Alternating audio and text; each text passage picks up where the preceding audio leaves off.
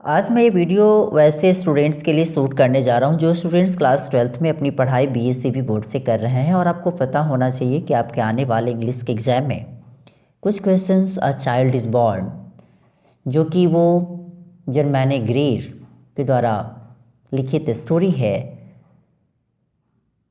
उससे भी पूछे जाएंगे। और आपको पता होना चाहिए कि अ चाइल्ड इज़ बॉर्न जो है वो उनकी एक बुक है, sex and destiny the politics of human fertility, इससे लिए गए हैं। और इनकी जन्म की मैं अगर बात करूं तो इनका जन्म 1939 में हुआ था। और इनका जन्म और इनकी शिक्षा दीक्षा ऑस्ट्रेलिया में हुई। और एक फेमस फेमिनिस्ट राइटर हैं।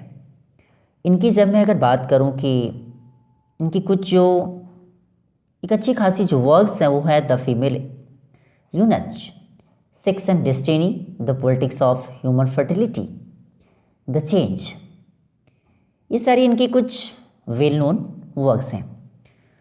अब मैं आपको इसी से रिलेटेड कुछ एमसीक्यू की चर्चा इस वीडियो में करूंगा।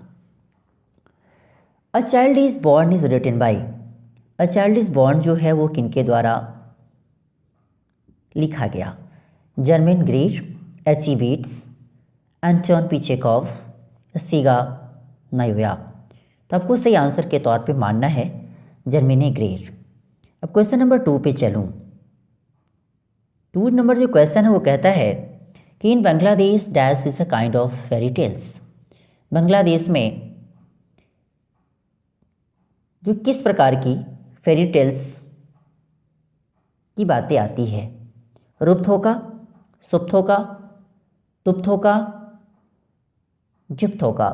तो सही आंसर के तौर पे आप रूपथोका को माने। सही आंसर आपका क्या हो जाएगा? रूपथोका। क्वेश्चन नंबर 3 कहता है कि Germany Greer is an dash writer, ये जर्मनी ग्रीर जो हैं वो कौन से राइटर हैं? ऑस्ट्रेलियन, इंडियन, ब्रिटिश या अमेरिकन? तो सही आंसर के तौर पे आप ऑस्ट्रेलियन राइटर के रूप में इन्हें आप माने। क्वेश्चन नंबर 4 पे चलें आप।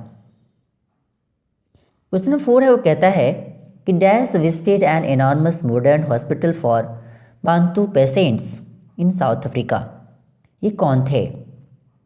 ये शीला किजिंगर, गीता सेठी या ममता सेन या रागिनी कुमारी? थोड़ा सा पेज को मैं आगे खिसकाता हूँ। तो सही आंसर के तौर पे आप क्या लगाएंगे? शीला किजिंगर।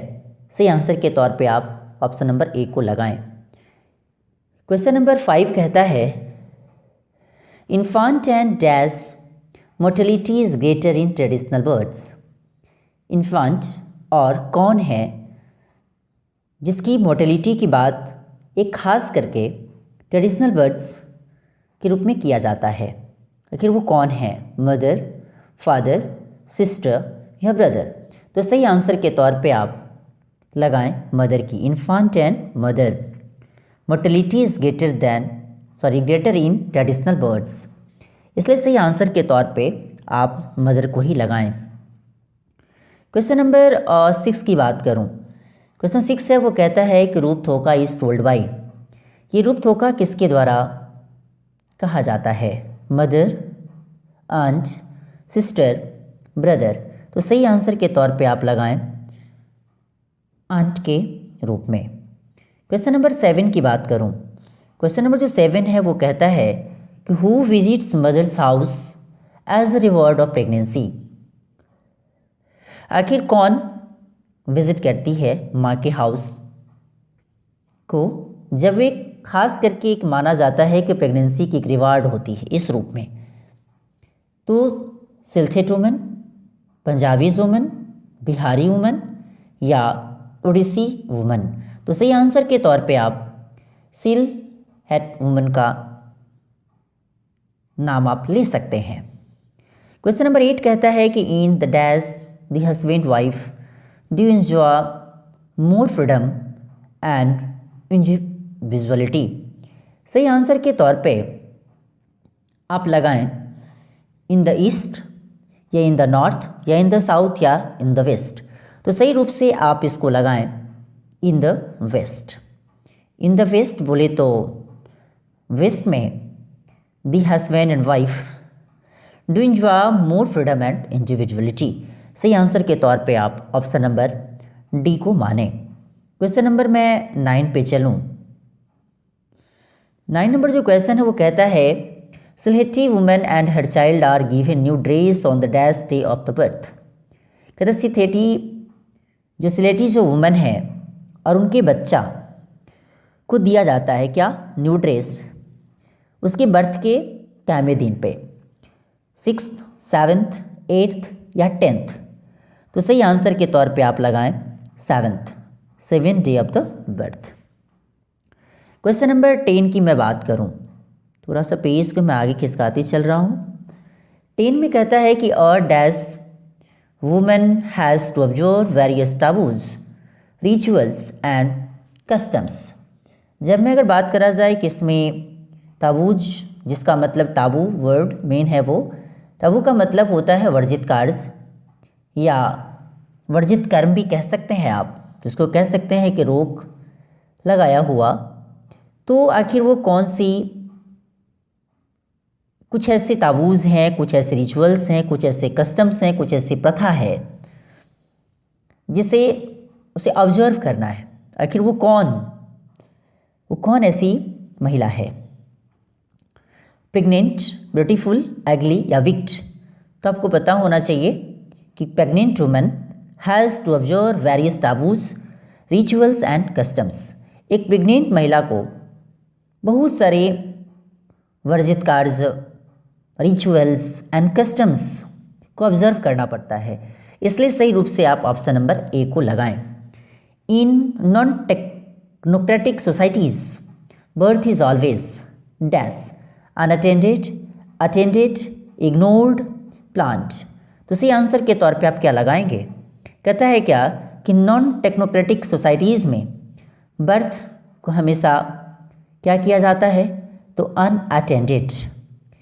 तो सही रूप से आप आंसर के तौर पे क्या लगाएंगे, अनअटेंडेड या अटेंडेड या इग्नोर्ड या प्लांट। तो सही रूप से आप अगर कह सकते हैं तो इसका आंसर हो जाएगा अटेंडेड। सी ऑप्शन के तौर पे क्या लगाएंगे, अटेंडेड। अब मैं क्वेश्चन नंबर 12 की ओर बढ़ता हूँ। क्वेश्चन नंबर 12 है, वो कहता है कि Sylheti woman goes to her mother's house. ये जो सिलहेटी वुमन है वो अपनी मदर्स के हाउस जाती हैं, कब, तो in the last few months of her pregnancy, in the first few months of her pregnancy, never goes to her mother's house या her mother comes to stay with her. सही answer के तौर पे आप क्या लगाएंगे, तो सही आंसर के तौर पे आप लगाएंगे 12 का आंसर नंबर ए। जब कुछ महीने, कब, तो in the last few months, जब लास्ट के कुछ महीने जो उसकी प्रेगनेंसी के होते हैं उस समय वो अपने माँ के घर चली जाती है, इसलिए से आंसर के तौर पे आप ए लगाएं। क्वेश्चन नंबर 13 कहता है, थोड़ा सा पेज को मैं आगे खिसकाते चल रहा हूँ। क्वेश्चन नंबर 13 कहता है कि all that stops our technology into every hut and hovels. Hovel मतलब ही होता है झुग्गी झोपड़ी। कहता है क्या, इसमें जितनी सारी जो हमारी टेक्नोलॉजी हैं वो पूरे के पूरे रुक जाते हैं। प्रत्येक झोपड़ी में, प्रत्येक झुग्गी झोपड़ियों में भी क्या है वो, एजुकेशन, पॉलिटिक्स, पॉवर्टी या क्लास। तो सही आंसर के तौर पे आप अगर माने तो सही आंसर के तौर पे आप पॉवर्टी को माने। क्वेश्चन नंबर 14 कहता है कि a child is born is taken from Gradis. कहता है कि अ चाइल्ड इज बॉर्न जो है वो ग्रेड्स के किससे, जो उनकी कुछ स्पेशल रचना है, जो बुक है, उससे ली जाती है। Human fertility, sex and destiny या द चेंज या द फीमेल यूनच। सही रूप से इसका आंसर हो जाएगा सेक्स एंड डेस्टिनी, इससे ये लिया जाता है। क्वेश्चन नंबर 15 की मैं बात करूं, क्वेश्चन नंबर जो 15 है वो कहता है कि the impact of western medicine in traditional societies is one of the most problematic areas of. ये वेस्टर्न मेडिसिन का जो प्रभाव जो खास करके ट्रेडिशनल सोसाइटीज़ में देखा जाए तो वो सबसे ज़्यादा प्रॉब्लमेटिक एरियाज में किस रूपों में ज़्यादा से ज़्यादा काम करता है? सोसाइटी, हॉस्पिटल, मॉडर्नाइजेशन या इंडस्ट्रियलाइजेशन? तो सही आंसर के तौर पे आप लगाएंगे मॉडर्नाइजेशन की ओर, कि सबसे ज़्यादा प्रभाव ये वेस्टर्न मेडिसिन का ट्रेडिशनल सोसाइटीज़ में खास करके सबसे ज़्यादा जो इसकी प्रभाव जो पड़ता है वो किस एरिया में पड़ता है? तो मॉडर्नाइजेशन एरिया में पड़ता है, जो कि एक प्रॉब्लमेटिक एरियाज के रूप में देखा जाता है। क्वेश्चन नंबर 16 की मैं अगर बात करूं तो क्वेश्चन नंबर 16 जो है वो कहता है कि dash women visit her mother's house during pregnancy. कहता है कौन सी ऐसी महिला है जो कि अपनी माँ के घर को प्रेगनेंसी के दरमियान विजिट करती है? तो इस रूप में आप एन इंडियन, अ सिलेटी, एन अफ्रीकन या कनाडियन? तो सही आंसर के तौर पे आप एन इंडियन वुमन के रूप में ही आप इसका नाम दे सकते हैं। Women will not long continue to offer up their bodies and minds to such। सही आंसर के तौर पे आप क्या लगाएंगे? कहता है क्या कि वीमेन जो है वो बहुत दिनों तक, लंबे समयों तक अपने बॉडीज़ को और अपने माइंड्स को ऑफर अप नहीं करेगी। हैप्पीनेस, आखिर वो क्या है? टू सच, क्या? हैप्पीनेस, कंपटीशन, सैडनेस या ब्रूटलिटी? ब्रूटलिटी मतलब क्या? क्रूरता। सही रूप से आप अगर ऑप्शन के तौर पे देखें तो इसका आंसर हो जाएगा ऑप्शन नंबर डी, ब्रूटलिटी।